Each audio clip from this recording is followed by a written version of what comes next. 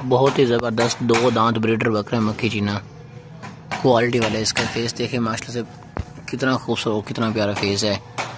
White आंख वाला, लंबे लंबे कान वाला, मोटा था, सेहतमंद गोश्त वाला बकरा है। बेहतरीन 2 दांत जो है ना वो भी हम आपको चेक करवा देते हैं। खूबसूरती देखें, कलर देखें,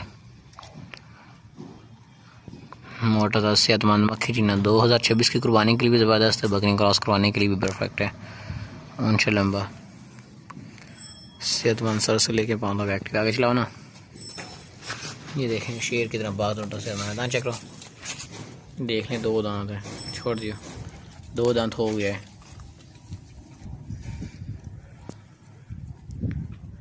लंबे लंबे कानों वाला, सेहतमंद,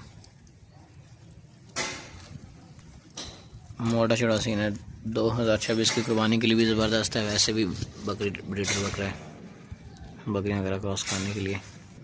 जिस बाइक को चाहिए वो अभी पैसे भिजवा के डन करके ले सकता है। बस ले चलोगे फॉर्म में छोड़ दियो। शेर की तरह ताकतवर।